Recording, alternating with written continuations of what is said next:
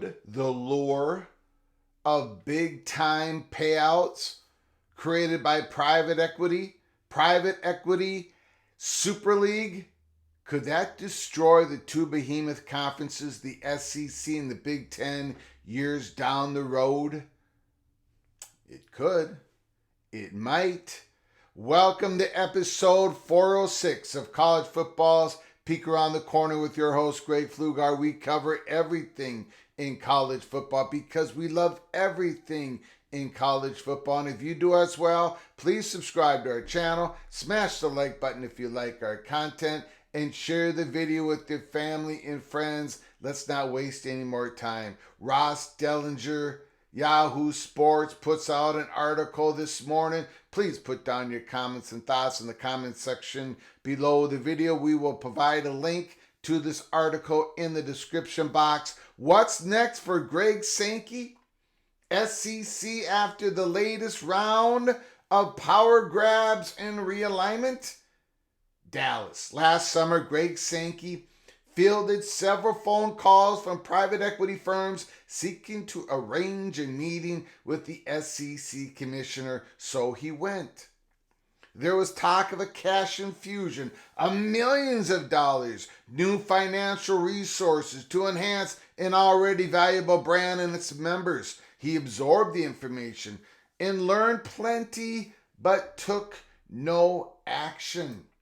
Months later, as college leaders began to finalize an extension of the college football playoff contract, a new request came in from a separate group, a text message to power conference commissioners from the leaders of a private equity-backed Super League.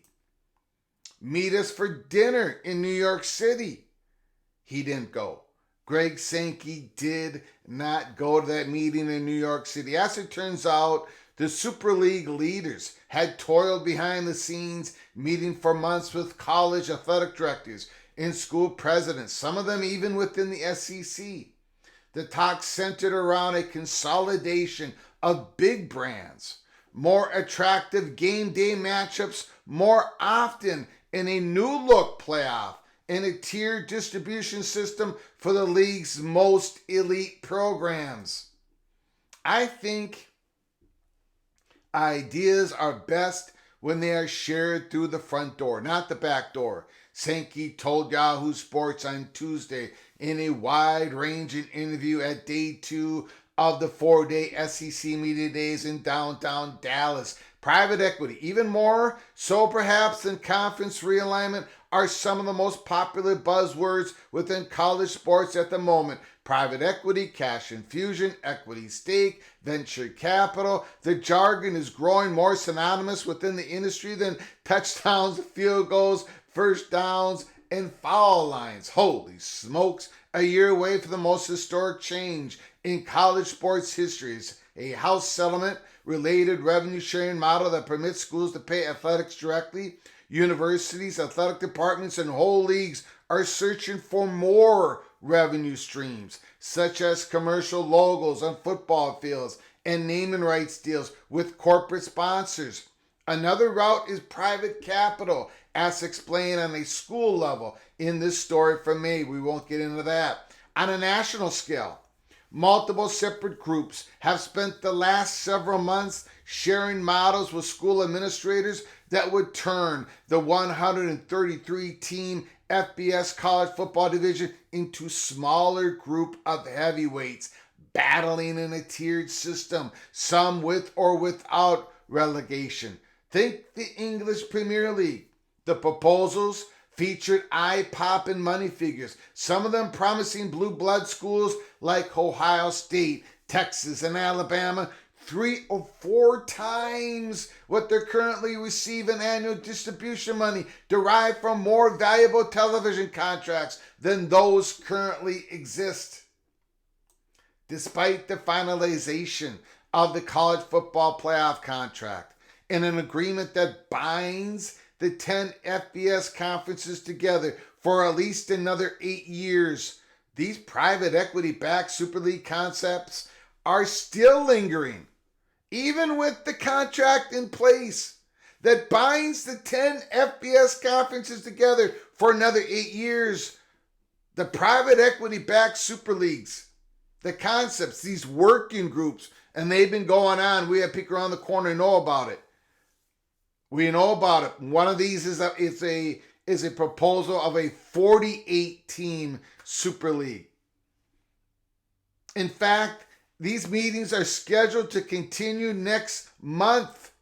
Sankey, arguably the most powerful person in the sport, is clear where he stands on the matter. For those inside and outside his conference who are enticed by promises of big paychecks, high-profile matchups, and streamlined governance, he sends a message: we can do this ourselves. There's frustration with presidents, coaches, and athletic directors over the last couple of years, he told Yahoo Sports. I say, I get you're frustrated. When there is change and there is frustration, it's now. Let's pursue new ideas. Any of the ideas identified can actually be decided within a conference or a collection of conferences. It's not clear to me why people feel the need to cede authority to an outside entity when they can make decisions. Decisions on what exactly? Management of the sport, for one. But that may be solved soon enough. The power conferences are expected to gain more control in a D1 conference model as part of the impending changes tied to the NCAA's settlement of the House case. But let's be real. This is about money more than anything. If Tennessee, Michigan, or Florida can make $200 million annually from any new venture instead of the $70 million annually from its own conference, how do you compete with that? The notion that money is a solution to our current situation actually should be seen as more of a threat, Sankey said.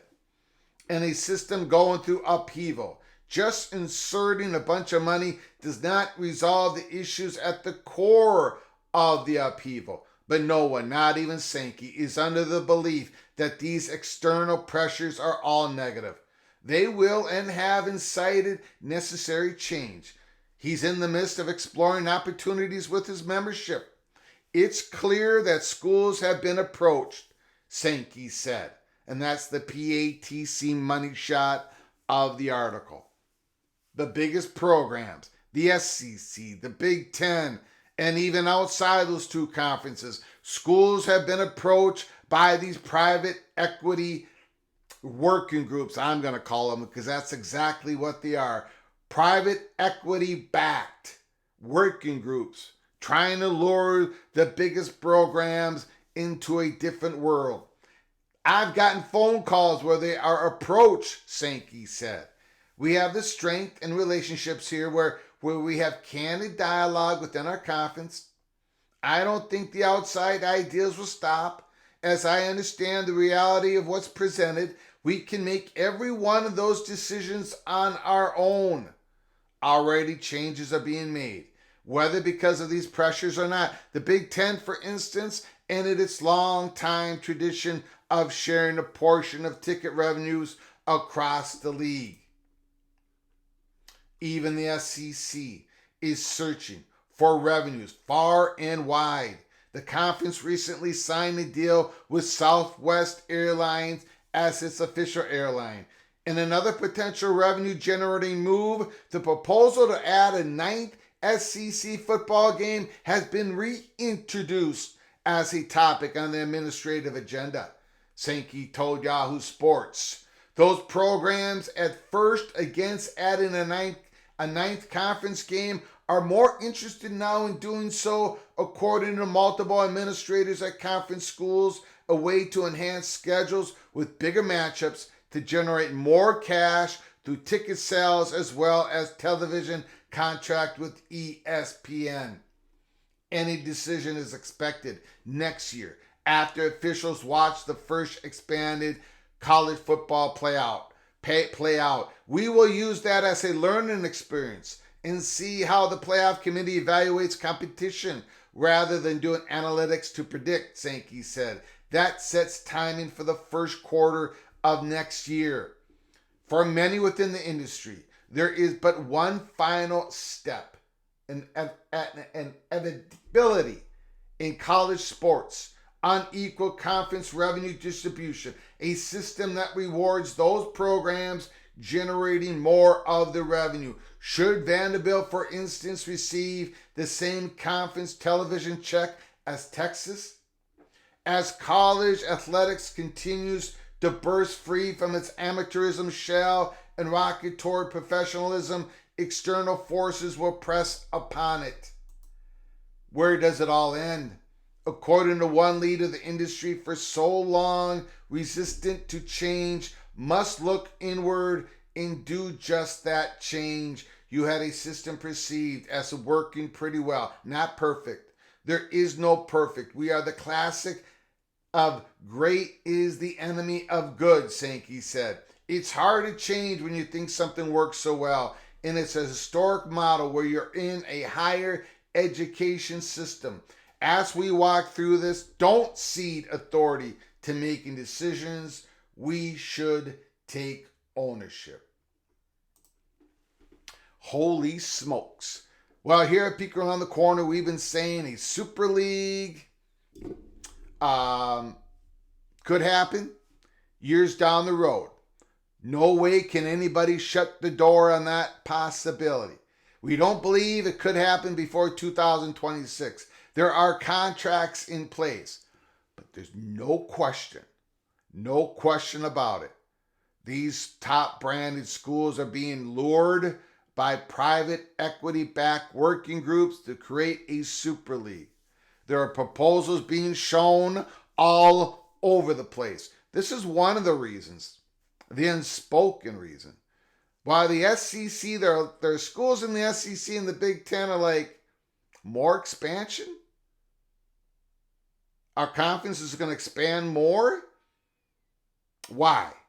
We are under the threat of some of these schools in the Big Ten and the SEC are under the threat of their own conferences losing their own top brands years down the road. Why are we opening up our conference for more schools? That's one of the unspoken reasons why the SEC and the Big Ten just want to take a step back. They want to see how this plays out. One of the interesting aspects of this is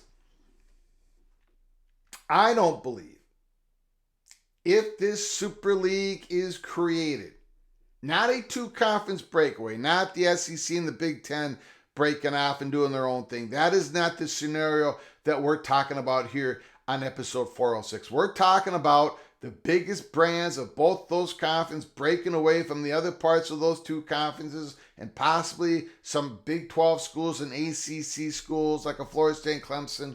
If that all should happen, if that Super League of 48 should happen, I don't think it's going to come from the commissioners. Like, I don't know, Greg Sankey and Tony Petitti are going to fight against that, obviously. So it's interesting that Greg Sankey was even invited to that second private equity-backed meeting that he did not go to. These commissioners, they're going to fight against it because they are commissioned for the whole league, for all the schools in the league, to look at the interests. They're not going to be making deals to enhance the ability of some of those schools in the Big Ten, the SEC, to leave the conference and leave the others behind. If this Super League occurs in the years down the head, and it very well could, it's going to be an end run around the commissioners. And they're going to be powerless to do anything about it because the contracts have ended. The big money's being presented to Michigan, Alabama, Ohio State, Tennessee, Florida, Penn State, USC. But I don't think it's going to happen with the commissioners saying, okay, I'll rubber stamp that, bam. I don't think that's reality. I think Tony Petitti, if he did ever talk, I think he would say the same thing as Greg Sankey just said. Let's keep everything in-house. Let's make our decisions. Let's not try to cede authority. But my goodness, the big money being thrown at the Ohio State Buckeyes and the Alabama Crimson Tide, are they going to continue to turn that down? Could private equity-backed Super League fracture and destroy the Big Ten, the SEC as we know it to be?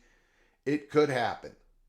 We have peek around the corner. I'm not going to shut that door down. It could happen in the years ahead. Is it going to happen within the next few years? I don't believe so. I don't even think it's possible because of all the litigation and contracts. And they're asking, the NCAA is asking Congress for help for a special carve-out. And there's so much going on. You got the playoff contract for the next 8 years. But it's Super League, the top brands on the Big Ten, the SEC, coming together with some in the Big 12 possibly and a few schools in the ACC. Yeah, it could happen. Absolutely. Not by 2026, but it could happen. What is probably going to happen very soon is unequal revenue sharing within the SEC and the Big Ten. The time is probably finally coming. Ohio State, Alabama, Nick Saban, they've never been for this. But the old guard is moving out. The new guard is moving in. And for these commissioners to keep the private equity-backed Super Leagues backed away in their corner, they're going to have to acquiesce and give more to the biggest brands in those conferences. And the schools that are not at the top of those two conferences are probably going to acquiesce as well to protect themselves. And again, this is one of the unspoken reasons why a lot of presidents in the SEC and the Big Ten are like, hold on, you move too fast on more expansion. Why? Why should we do that now? We're trying to conserve, not so much expand. Put down your comments and thoughts in the comments section below the video. Until next time, from all of us at PATC to all of you, please, you all take great care of each other. Thank you so very much.